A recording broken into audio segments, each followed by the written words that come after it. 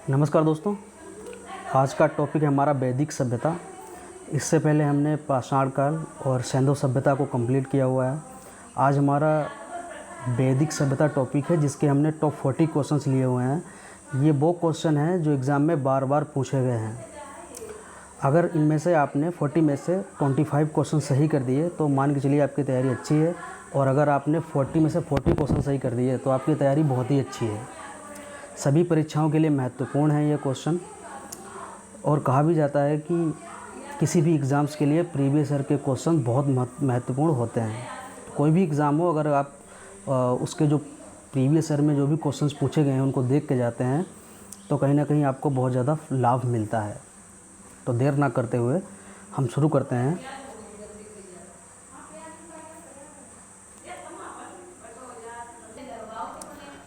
आज का हमारा पहला क्वेश्चन है, क्लासिकीय संस्कृत में आर्य शब्द का अर्थ है। ऑप्शन ए है आपका ईश्वर में विश्वासी, ऑप्शन बी है एक वंशानुगत व्यक्ति, ऑप्शन सी है किसी विशेष धर्म में विश्वास रखने वाला, ऑप्शन डी है एक उत्तम व्यक्ति। यूपीपीसीएस में ये 1998 में पूछा गया क्वेश्चन है। तो इसका आंसर आपका हो जाएगा, आप पॉज करके भी आप इसका आंसर लगा सकते हैं। तो इसका आंसर आपका हो जाएगा ऑप्शन डी।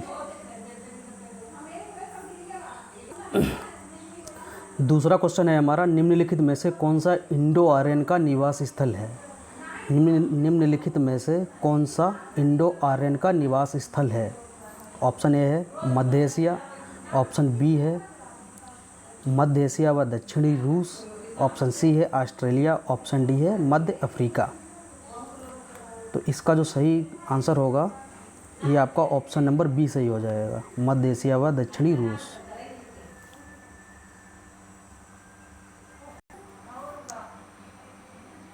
तीसरा क्वेश्चन है हमारा, आर्यन जनजातियों की प्राचीनतम बस्ती कहाँ है।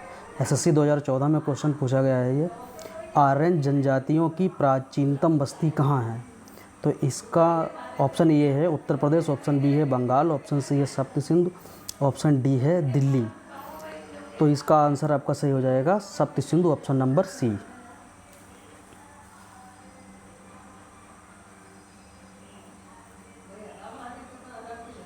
चौथा क्वेश्चन है, निम्नलिखित में से कौन सा अभिलेख ईरान से भारत में आर्यों के आने की सूचना देता है। निम्नलिखित में से कौन सा अभिलेख ईरान से भारत में आर्यों के आने की सूचना देता है। तो इसका आंसर जो है आपका हो जाएगा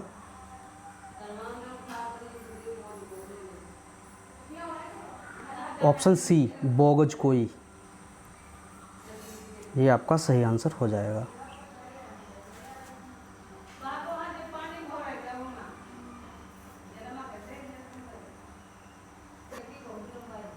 अगला क्वेश्चन है हमारा, आर्य लोग भारत में कहाँ से आए थे। आर्य लोग भारत में कहाँ से आए थे। ऑप्शन ए पूर्वी यूरोप, ऑप्शन सी मध्य एशिया, ये ऑप्शन बी है मध्य एशिया, ऑप्शन सी में आएगा ऑस्ट्रेलिया, ऑप्शन डी दक्षिण पूर्व एशिया। तो इसका ऑप्शन सही हो जाएगा ये मध्य एशिया, मध्य एशिया इसका सही आंसर हो जाएगा। अगला क्वेश्चन है हमारा, आर्यों को एक जाति कहने वाला पहला यूरोपियन था।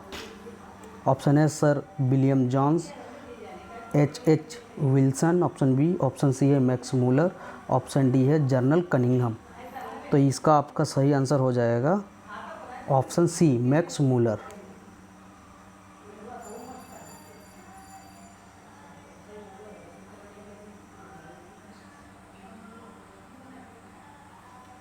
अगला क्वेश्चन है, आर्य भारत कब आए थे। आर्य कब भारत आए थे। तो ऑप्शन ए है 2500 से 1800 ईसा पूर्व, ऑप्शन बी है 2000 से 1500 ईसा पूर्व, ऑप्शन सी है 200 ईसा पूर्व, ऑप्शन डी है 1500 से 1000 ईसा पूर्व।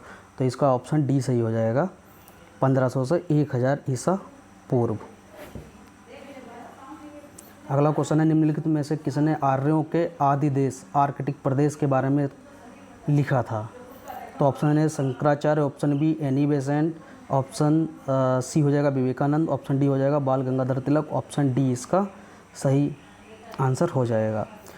अगला क्वेश्चन है, आर्य शब्द इंगित करता है। ऑप्शन ए नृजाति समूह को, ऑप्शन बी यायावरी जन को, ऑप्शन सी भाषा समूह को, ऑप्शन डी श्रेष्ठ वंश को। तो इसका आपका जो आंसर है ऑप्शन डी सही हो जाएगा। आर्य शब्द का मतलब होता है श्रेष्ठ, महान, कुलीन।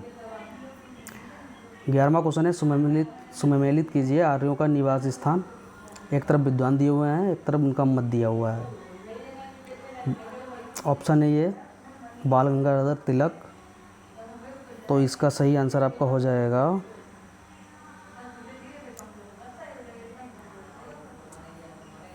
ए का। देखो बाल गंगाधर तिलक अभी मैंने पिछले क्वेश्चन में बताया था आर्कटिक प्रदेश से।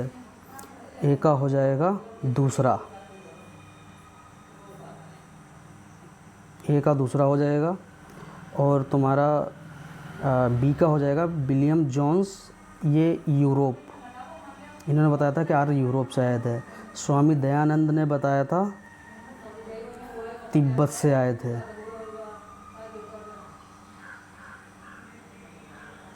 और ये पी गाइल्स, इन्होंने बताया था ये हंगरी यूरोप से आए थे। तो ये आपका ऑप्शन जो है, ऑप्शन नंबर ये आपका सही हो जाएगा।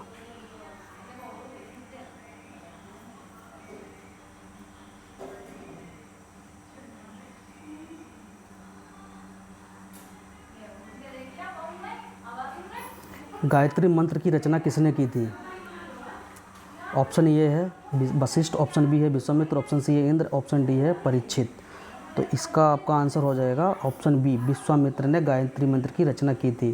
13वां क्वेश्चन है ऋग्वैदिक काल में हिमालय पर्वत को क्या कहा जाता था? ऑप्शन ए मंजुवत, ऑप्शन बी स्वात, ऑप्शन सी मरुवर्मन, ऑप्शन डी इनमें से कोई नहीं। तो इसका आपका आंसर हो जाएगा ऑप्शन है मंजुवत कहा जाता है। ऋग्वैदिक काल में हिमालय को मंजुवत कहा जाता था। 14वां क्वेश्चन है ऋग्वेद में कितने सूक्त हैं? Option A 1028, option B 1017, option C हो जाएगा 1128 और ऑप्शन डी 1020। तो ऑप्शन आपका ए सही हो जाएगा। ऋग्वेद में 1028 सूक्त हैं।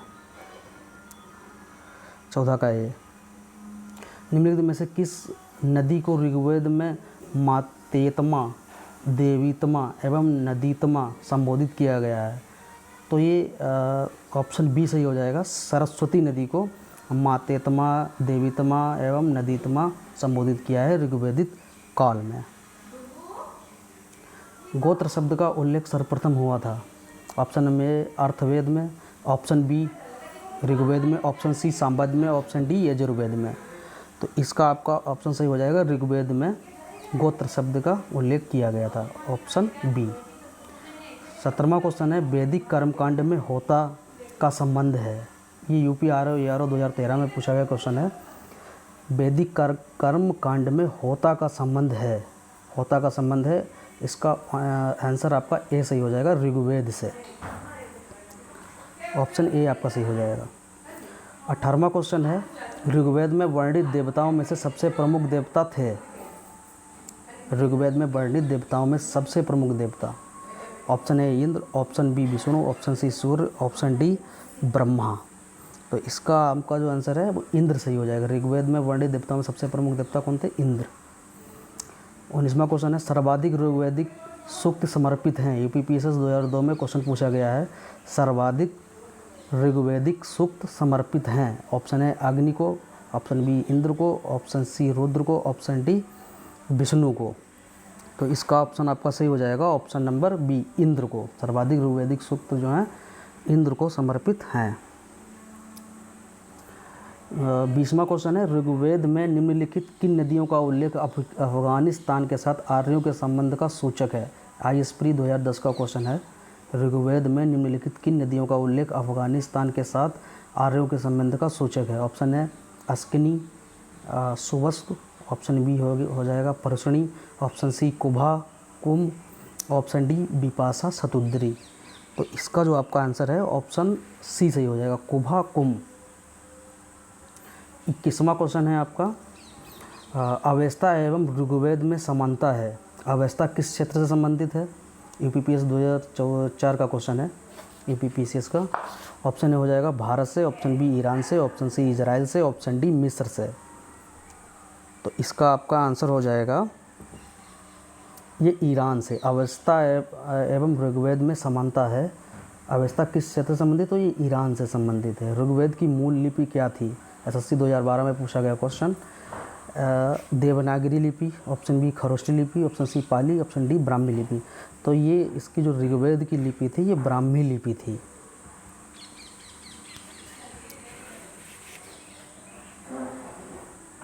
प्रसिद्ध गायत्री मंत्र कहाँ से लिया गया है? Option A Yajurveda, option B Atharvaveda, option C Rigveda और ऑप्शन डी है सामवेद। तो ऑप्शन सी इसका सही हो जाएगा, ऋग्वेद से लिया गया है प्रसिद्ध गायत्री मंत्र को। ऋग्वेद में कई परिच्छेदों में प्रयुक्त अधन्य शब्द संदर्भित है। ऋग्वेद में कई परिच्छेदों में प्रयुक्त अधन्य शब्द संदर्भित है। तो ये ऑप्शन सी हो जाएगा, गाय के लिए हो जाएगा। अधन्य शब्द गाय के लिए प्रयुक्त किया गया था ऋग्वेद में। यूपीपीएससी 2017 का लेटेस्ट ही क्वेश्चन है। 25वां क्वेश्चन है, निम्नलिखित में से कौन सा ब्राह्मण ग्रंथ ऋग्वेद से संबंधित है? ए है ऐतरेय ब्राह्मण, बी है गोपद ब्राह्मण, सी है शतपथ ब्राह्मण, डी है तैत्तिरीय ब्राह्मण। तो इसका ऑप्शन ए सही हो जाएगा, ऐतरेय ब्राह्मण।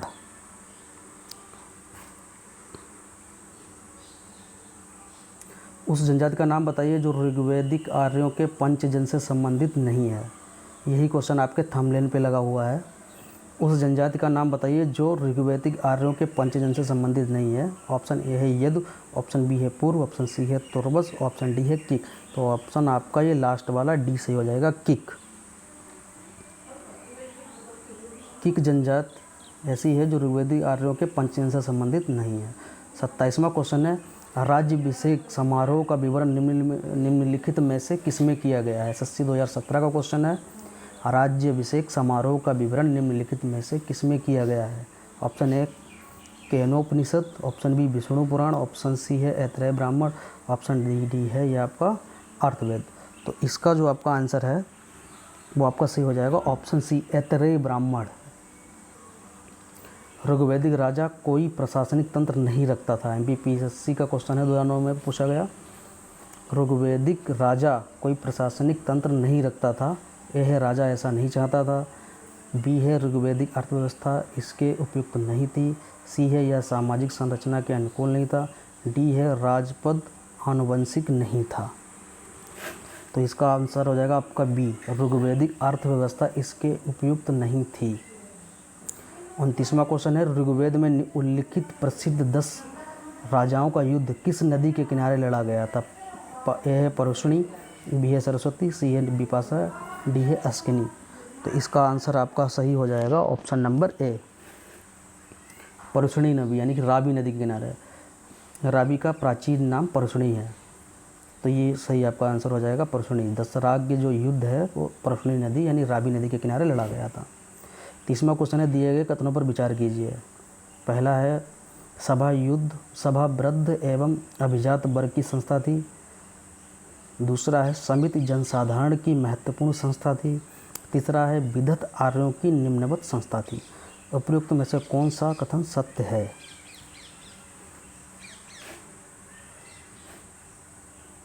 तो ये तीनों सही हो जाएंगे, ऑप्शन सी सही हो जाएगा, 1, 2 और 3 तीनों सही हो जाएंगे।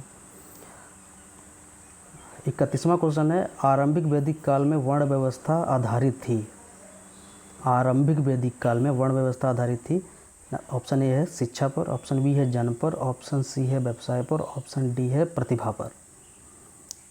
तो इसका ऑप्शन आपका सही हो जाएगा व्यवसाय पर। आरंभिक वैदिक काल में वर्ण व्यवस्था व्यवसाय पर आधारित थी।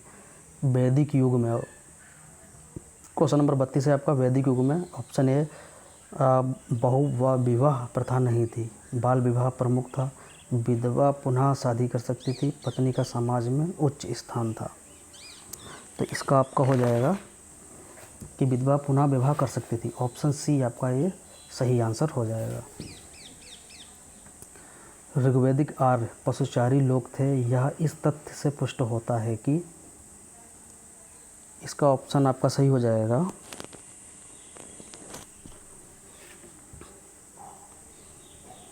ये सारे सही हो जाएंगे। ऋग्वैदिक आर्य पशुचारी लोग थे, यह इस तथ्य से पुष्ट होता है कि ऋग्वेद में गाय के अनेक संदर्भ हैं। ऑप्शन बी अधिकांश युद्ध गायों के लिए लड़े गए थे। ऑप्शन सी पुरोहितों को दिया जाने वाला उपहार प्रायः गाय होती थी। ना कि ज़मीन। उपरोक्त सभी, ये सारे ऑप्शन सही हो जाएंगे।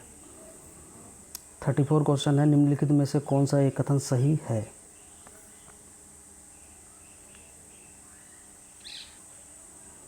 निम्नलिखित में से कौन सा कथन सही है? ए है, ऋग्वैदिक कालीन आर्यों का ग्राम सामान्यतः स्वजनों के एक समूह को इंगित करता, ना कि एक गांव को। ऑप्शन बी है, पूर्व वैदिक कालीन आर्यों ने हाथी को पालतू बनाया था तथा युद्ध में घोड़ों के साथ उनका प्रयोग करते थे। ऑप्शन सी है, ऋग्वेद में स्वयंवर एवं विधवा विवाह का उल्लेख है। ऑप्शन डी है, ऋग्वेद में विंध्य सतपुड़ा पर्वत और नर्मदा नदी का उल्लेख है। तो ऑप्शन सी आपका सही हो जाएगा, ऋग्वेद में स्वयंवर एवं विधवा विवाह का उल्लेख है। क्वेश्चन नंबर 35 है, निम्न में से कौन सा एक ऋग्वेद में स्त्रियों के विषय में सही नहीं है? ऑप्शन ए, वे सभा की कार्यवाही में भाग लेती थीं। ऑप्शन बी, वे यज्ञ का अनुष्ठान करती थीं। ऑप्शन सी, वे युद्धों में सक्रिय भाग लेती थीं। ऑप्शन डी, उनका विवाह यौनावस्था से पूर्व हो जाता था। तो इसका ऑप्शन डी सही हो जाएगा।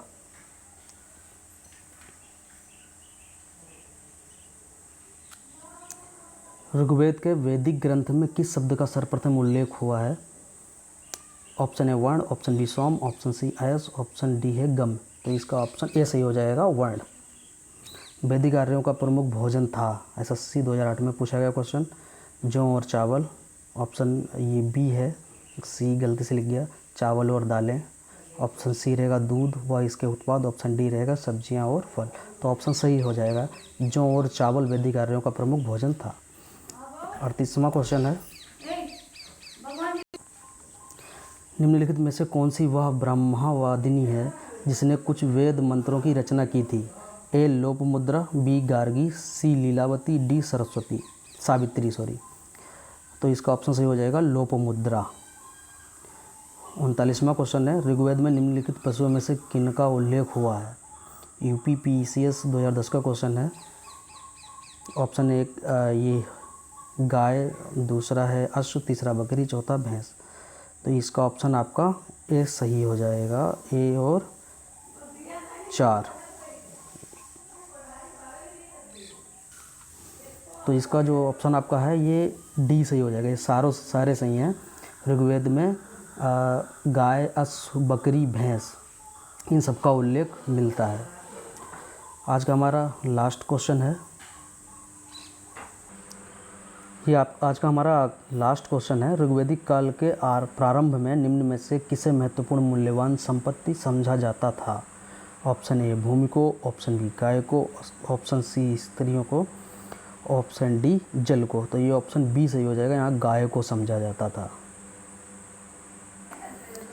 दोस्तों कमेंट करके ज़रूर बताना कि 40 में से आपके क्वेश्चन कितने सही हुए हैं, और ये भी ज़रूर बताना कि हम क्या सुधार करें। आपको अगर कुछ लगता है कि सुधार करने की ज़रूरत है तो ये भी बताएं, ताकि हम आगे जो भी वीडियो लाएं उनमें कुछ जो भी आपको लगता है कि सुधार होने चाहिए उनको हम वो सुधार करके लाएं।